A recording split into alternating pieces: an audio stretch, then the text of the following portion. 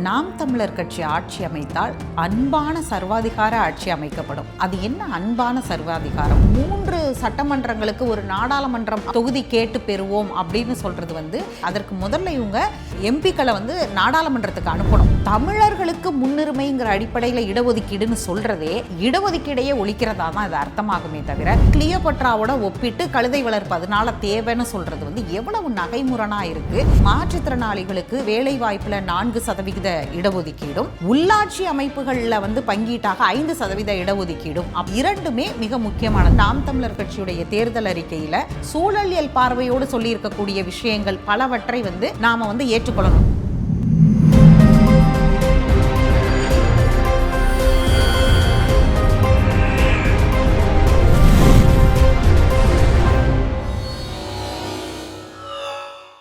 வணக்கம், இது உங்கள் தன்னாட்சி. நான் சுகிதா சாரங்கராஜ். இன்றைக்கு நாம பார்க்க போற தேர்தல் அறிக்கை நாம் தமிழர் கட்சியுடைய தேர்தல் அறிக்கை.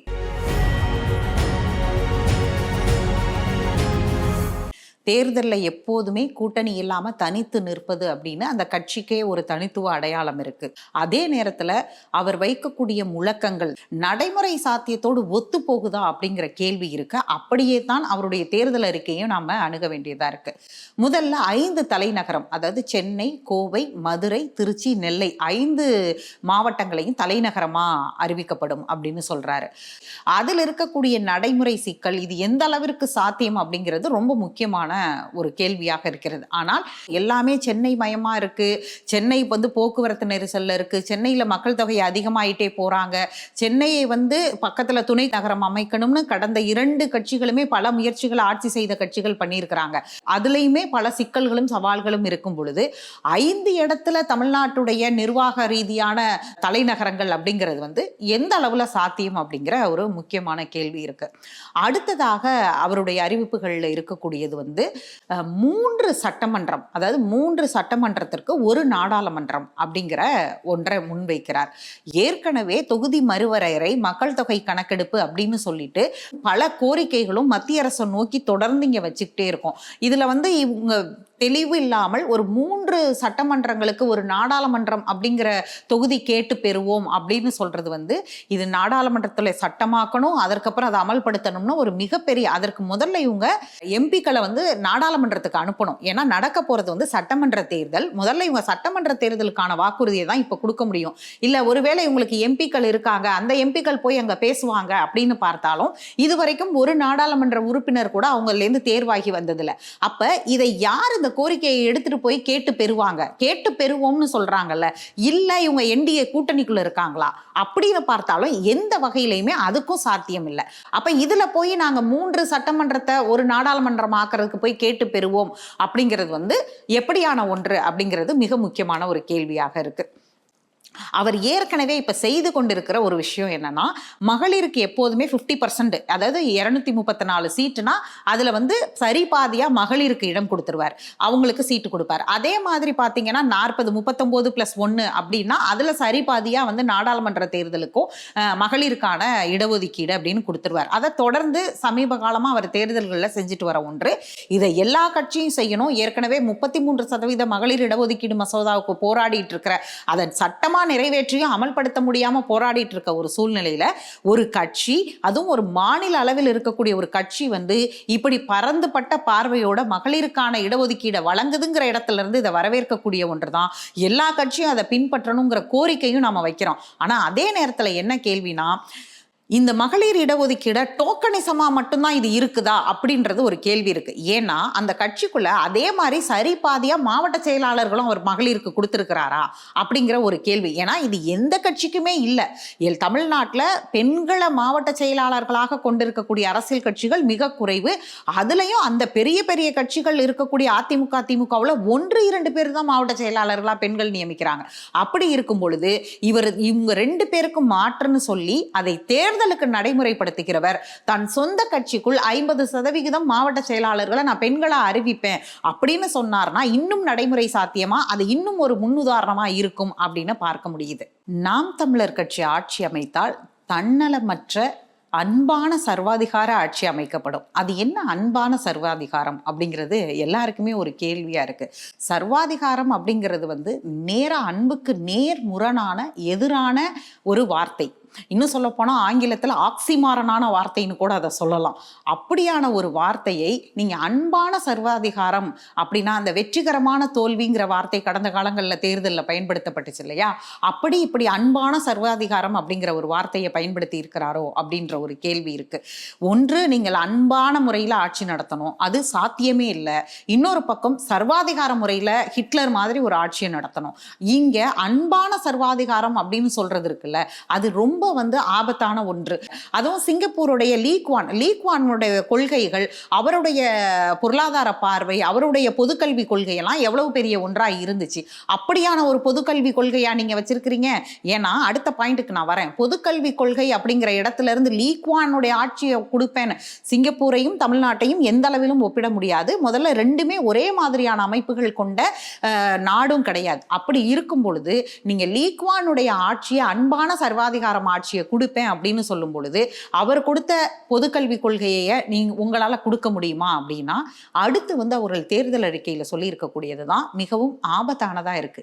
ஏன் ஆபத்தானதா இருக்குன்னா, இன்னைக்கும் ஒரு ஊராட்சி மன்ற தலைவராக கொடியேற்றுறதுக்கு கூட போராட வேண்டிய ஒரு சூழல் இருக்கக்கூடிய இடங்கள்ல பட்டியலின மக்கள் இருக்கும் பொழுதும், ஒவ்வொரு சாதியினரும் இன்னைக்கு இடஒதுக்கீடு வேணும், எங்களுக்கான பிரதிநிதித்துவம் கல்வியிலையும் வேலை வாய்ப்புலையும் வேணும்னு ஒவ்வொரு சாதியினரும் கேட்கக்கூடிய ஒரு சூழ்நிலையில, அதாவது சாதியை முற்றிலுமாக ஒழித்து தமிழர்களுக்கு முன்னுரிமைங்கிற அடிப்படையில் இடஒதுக்கீடுன்னு சொல்றதே, சாதியை ஒழிக்கிறது அப்படிங்கிறது சொல்றதே இடஒதுக்கீடையே ஒழிக்கிறதா தான் இது அர்த்தமாகுமே தவிர, ஏன்னா தமிழர்களுக்கான முன்னுரிமை பேச வேண்டியது வேறு தளம், சாதியை ஒழிக்கிறதுங்கிறது வேறு தளம். நீங்க இடஒதுக்கீட்டில் சாதியை ஒழிச்சிட்டு சாதி அமைப்புகளை அப்படியே வச்சிருக்கணும். நீங்க சொல்லக்கூடிய அந்த பார்ப்பன கடப்பாரை கொண்டு இடிப்பேன் திராவிடத்தை அப்படின்னு சொன்னதுடைய முழக்கங்கிறது திராவிடத்துடைய ஆணிவேராக இருக்கக்கூடிய இடஒதுக்கீடை ஒழித்து, ஏன்னா இந்த திராவிட கட்சிகள் தான் இடஒதுக்கீடுக்கான வரம்பு 50% 69% நம்ம உயர்த்தி வச்சிருக்கிறாங்க.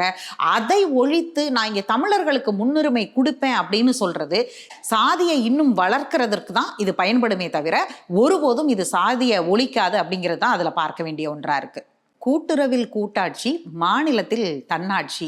நாம பேசுற தன்னாட்சியை தான் அவங்களும் இப்ப ஜெர்மனியை மேற்கோள் காண்பித்து பேசுறாங்க. அதே மத்தியில் கூட்டாட்சி, மாநிலத்தில் சுயாட்சி அப்படிங்கிற முழக்கம் தானே கூட்டுறவில் கூட்டாட்சி, மாநிலத்தில் தன்னாட்சி அப்படிங்கிறதும் ஜெர்மனியை மேற்கோள் காண்பிக்க முடியும். இங்க இருக்கக்கூடிய ஆட்சியாளர்கள் கடந்த காலங்களில் பேசினதை ஒரு முன்முழக்கமா வைக்கிறதுல என்ன சிக்கல் இருக்கு அப்படின்னு தெரியல. இதை ஜெர்மனி பேசினா ஏத்துக்கிடுவோம், தமிழ்நாட்டில் பேசினா நாங்க ஏத்துக்க மாட்டோங்கிறது என்ன மாதிரியான ஒரு சுயாட்சி கொள்கை அப்படிங்கிறது ரொம்ப முக்கியமான ஒரு கேள்வியாக இருக்கு.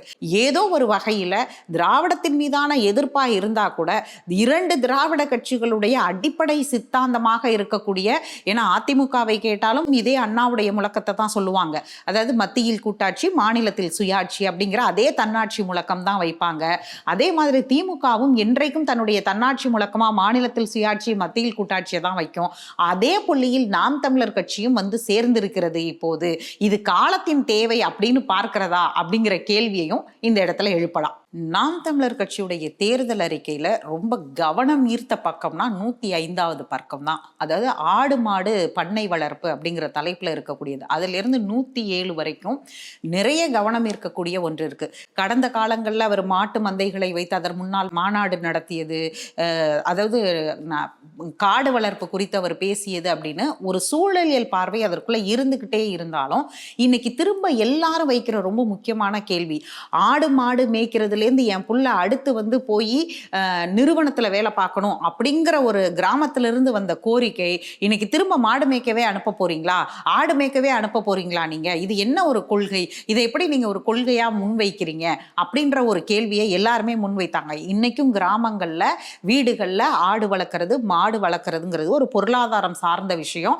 ஆடும் மாடும் வேளாண்மைக்கு எந்த அளவுக்கு உதவுது அப்படிங்கிறது நம்மாழ்வார் சொன்ன அந்த உணவு சங்கிலி, இது எல்லாருக்கும் தெரிந்ததுதான். அது அதுல எல்லாம் யாருக்கும் மாற்று கருத்தே இருக்க முடியாது.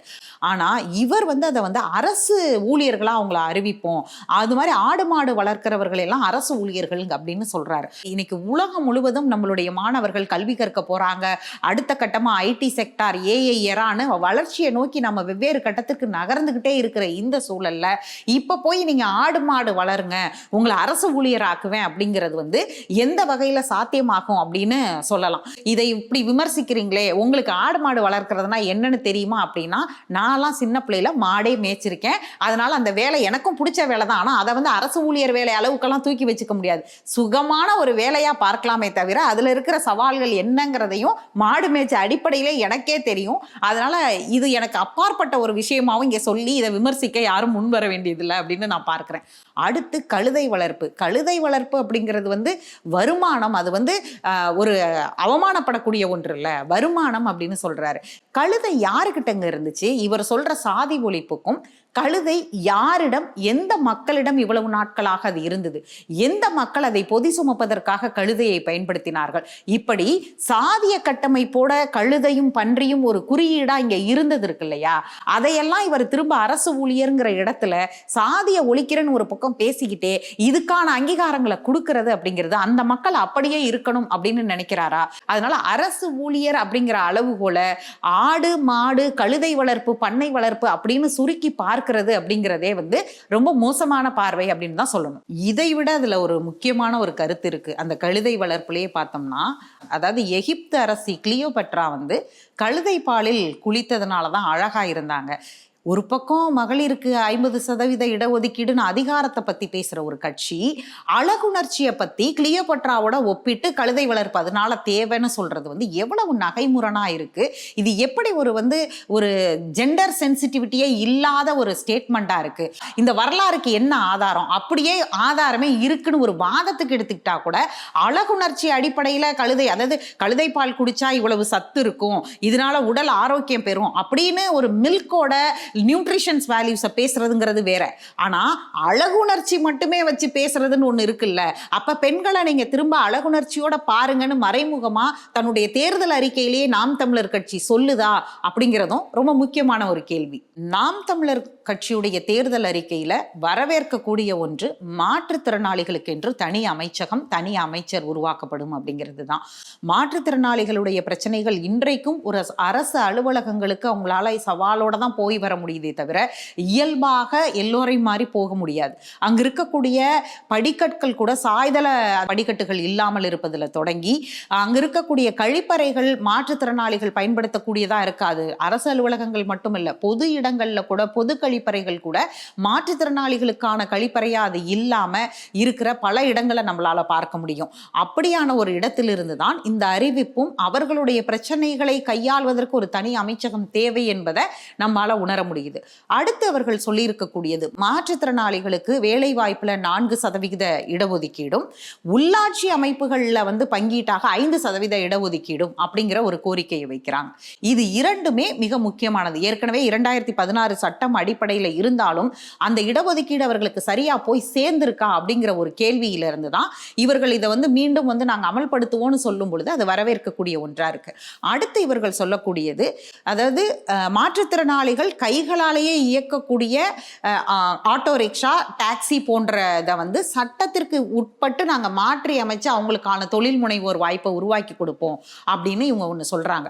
ஆனால் இன்னைக்கு அப்படியான சாத்தியக்கூறுகள் இருக்கா? அது லைசன்ஸ் வழங்குறதுல தொடங்கி எல்லாமே நிறைய கேள்விகள் இருக்கு. மாற்றுத்திறனாளிகளுக்கு இவர்கள் சொல்றது மாதிரி சட்டத்திற்கு உட்பட்ட ஒரு கார்களை வடிவமைச்சு ஒரு ஆட்டோ ரிக்ஷாவை வடிவமைச்சு அவர்களுக்கு கொடுப்பது அப்படிங்கிறதுக்கு ஒரு பெரிய தொலைநோக்கு பார்வையோட ஒரு பெரிய இலக்கு அதற்குள்ள இருக்கு அப்படின்னு தான் நான் பார்க்கிறேன். ஆனால் அதை எந்த அளவிற்கு சாத்தியம் அப்படிங்கிறத ஒரு பெரிய அளவுல ஆரண்டி பண்ண வேண்டி இருக்கு அப்படிங்கிறதையும் இந்த இடத்துல கணக்கில் கொள்ள வேண்டி இருக்கு. நாம் தமிழர் கட்சியுடைய தேர்தல் அறிக்கையில மிக முக்கியமான சாராம்சமா இருக்கக்கூடிய கட்டணமின்றி தூய சுத்தமான குடிநீர் அப்படிங்கிறது. இன்றைக்கு ஒரு காலத்துல நாம தண்ணீரை பாட்டில்ல வாங்கி குடிப்போம்னு யாருமே நினைச்சு பார்த்திருக்க மாட்டோம். ஆனா இன்னைக்கு அது வாழ்வியல் ஒன்றி போய் நம்மளுடைய வாழ்வியல் முறையிலேயே தண்ணி பாட்டில்கள் விற்பனை அப்படிங்கிறத அப்படிங்கிறத ஒன்றாக ஏற்றுக்கிட்டோம். முதல்ல எதிர்ப்பு நம்ம ஆரம்ப காலகட்டங்களில் பார்த்தோம்னா நம்ம வந்து அந்த வேளாண் சூழலோட வாழ்ந்த அடிப்படையிலிருந்து இதையெல்லாம் எதிர்ப்போம். ஆனால் அதன் பிறகு அது நிறுவனமயமாக்கப்பட்டு அதற்கு நம்மை பழக்கப்படுத்தி விட்டு நாம் அந்த இடத்தை நோக்கி நகர்ந்த பிறகு நாம் வந்து அந்த மாதிரியான ஒரு திட்டங்களை வந்து அப்படியே எதிர்க்கக்கூடியவர்கள் கூட அதுக்கப்புறம் அதை மறந்து நீர்த்து போகக்கூடிய ஒரு சூழல்ல இவங்க திரும்ப கட்டணமின்றி குடிநீர் அப்படிங்கிறத முன்வைக்கிறது வரவேற்கக்கூடிய ஒன்று. ஆனா அதை எப்படி சாத்தியப்படுத்துறது அப்படின்னு எல்லாரும் இன்னைக்கு வாட்டர் பாட்டிலோட போறாங்கன்னா நிறைய பேர் இன்னைக்கும் வந்து வீட்டிலேருந்து வாட்டர் பாட்டிலில் தண்ணி கொண்டுட்டு போறதுல ஆரம்பிச்சு அந்த வாட்டர் பாட்டில் ஆர்கானிக் பாட்டிலா கொண்டுட்டு போறது வரைக்கும் விற்பனைகள் வேறு மாதிரியாக அது வாழ்வியல் முறையை மாத்திருக்கு. ஆனாலும் இன்றைக்கும் ஒரு சாமானியர் உடனே தண்ணி தாகம் எடுக்கிற இடத்துல கடையை நோக்கி பாட்டில் வாங்கக்கூடிய ஒரு சூழலுக்கு இந்த தமிழ் சூழலை தள்ளிட்டு நாம திரும்ப அதை எப்படி மாற்று வழிக்கு பழைய இடத்துக்கு நம்ம நகர்த்த போறோம் அப்படிங்கிறது வந்து ரொம்ப முக்கியமான கேள்வி. ஆனால் அது தேவை. அவங்க வலியுறுத்தி இருக்கிற விஷயம் மிக முக்கியமான விஷயம். அது தேவையும் கூட இன்றைக்கு. ஏன்னா காற்றும் நீரும் எப்போதும் கட்டணத்தோட இருக்கக்கூடாது அப்படிங்கிறது தான் நம்ம அடுத்த தலைமுறைக்கு நாம கொண்டு போய் சேர்க்கக்கூடிய மிகப்பெரிய ஒரு வந்து சொத்து அப்படின்னு சொல்லணும். அந்த இடத்துல இருந்து நாம் தமிழர் கொடுத்திருக்கக்கூடிய இந்த அறிவிப்பு, அப்புறம் இந்த குளிர்பானங்கள், அதாவது இந்த பலர் இங்கே வகையான குளிர்பானங்கள் இருக்கு, அதற்கெல்லாம் தடை விதிக்கப்படும், அந்த தொழிற்சாலைகளுக்கெல்லாம் இங்கு வந்து தடை விதிக்கப்படும், அதெல்லாம் மூடப்படும் அப்படிங்கிற அவங்களுடைய வாக்குறுதி வந்து அதுவும் வரவேற்கக்கூடிய ஒன்றுதான். இன்றைக்கு வந்து இந்த குளிர்பானங்கள் வந்து ஏற்படுத்தக்கூடிய தாக்கங்கள் அப்படிங்கிறதெல்லாம் தனிநபர் சார்ந்து உணவு பழக்க வழக்க முறை சார்ந்தும் அவர்களுடைய உடல் ஆரோக்கியம் சார்ந்தும் பல கேள்விக்கு உட்படுத்த வேண்டியா இருக்கு. அதை ஒரு அரசு கொள்கையாக கொண்டு வரும் பொழுது அது ஏற்படுத்தக்கூடிய தாக்கம் அப்படிங்கிறதையும் நம்மளால புரிஞ்சுக்க முடியுது. ஆனால் இந்த பாட்டில் குடிநீரையும் குளிர்பானங்களையும் இன்னைக்கு அதை தவிர்த்துட்டு இந்த சமூக சூழலை நாம எப்படி பார்க்க போறோம், அதற்கு நாம என்ன மாதிரியான ஒரு திட்டங்களை இங்க கொண்டு வரணும் அப்படிங்கிறதற்கான ஒரு பெரிய திட்டத்தோட அவங்க இதை அறிவிச்சிருந்தாங்கன்னா கண்டிப்பாக அதுவும் வரவேற்கக்கூடிய ஒன்றுதான். ஒட்டுமொத்தமாக நாம் தமிழர் கட்சியுடைய தேர்தல் அறிக்கையில சில விஷயங்கள் விமர்சனத்துக்கு உட்படுத்தப்பட்டாலும் சூழலியல் பார்வையோடு சொல்லி இருக்கக்கூடிய விஷயங்கள் பலவற்றை வந்து நாம வந்து ஏற்றுக்கொள்ளணும். ஆனா இவர் இதுல வந்து ஒரு பக்கம் வந்து திராவிடம் பேசக்கூடிய அந்த மாநில சுயாட்சி, மத்திய கூட்டாட்சின்னு அந்த தன்னாட்சி தத்துவத்துக்கு வந்துட்டாலும் கூட என்ன இங்க ஒரு கேள்வியாக இருக்குன்னா, பல இடங்கள்ல தமிழகம் என்றே அவர் குறிப்பிடுகிறார். தமிழ்நாடு அப்படின்ற இடத்திற்கு நகராமல் இந்த தமிழகத்திற்கும் தமிழ்நாடிற்குமே மிகப்பெரிய வித்தியாசம் இருக்கிறது. அதுவும் தன்னாட்சி பேசக்கூடியவர்கள் கண்டிப்பாக இந்த இரண்டுக்குமான வித்தியாசத்தை கண்டிப்பாக உணர்ந்திருப்பார்கள். அந்த இடத்தை உணர்ந்து பேசுகிறாரா இல்லையா என்பது நாம் தமிழர் கட்சிக்கு வைக்கக்கூடிய மிக முக்கியமான கேள்வி. தன்னாட்சியில் மற்றும் ஒரு நிகழ்ச்சியில் சந்திக்கலாம். நன்றி, வணக்கம்.